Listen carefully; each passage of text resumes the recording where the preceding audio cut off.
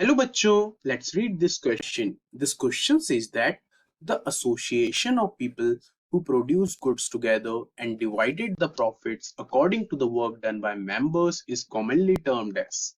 ये क्वेश्चन हमसे जानना चाह रहा है कि वो ग्रुप लोगों का जो कि साथ में काम करता है और काम होने के बाद जो भी उससे प्रॉफिट आता है उसको इक्वली जितना जिसने वर्क किया है उसके अकॉर्डिंग डिस्ट्रीब्यूट करता है, उस एसोसिएशन को क्या कहा जाता है।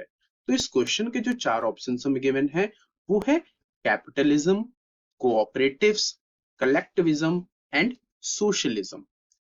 तो इस क्वेश्चन का जो की कॉन्सेप्ट है और आंसर है वो है कोऑपरेटिव्स।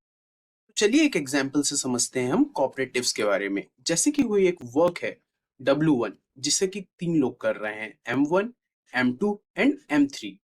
अब ये जो M1, M2 और M3 है ये अपना इक्वल पोटेंशियल लगा रहे हैं, मतलब M1 जितना काम कर रहा है उतना M2 भी कर रहा है और M2 जितना कर रहा है उतना M3 भी कर रहा है। अब ये तीनों जो काम कर रहे हैं उससे W1 हुआ वर्क। अब जो वर्क हुआ उससे कितना रेवेन्यू जनरेट हुआ, मान लीजिए ₹3 जनरेट हुआ कि इन लोगों ने जो काम किया उससे ₹3 की इनकी कमाई हुई। तो अब तीनों का काम तो इक्वल था तो तीनों को कितने रुपए मिलेंगे? इन्हें भी ₹1 मिलेगा, इन्हें भी ₹1 मिलेगा और इन्हें भी ₹1 मिलेगा।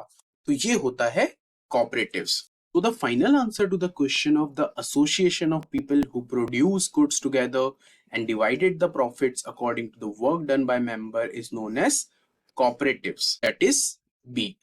I hope you understood well. Best of luck.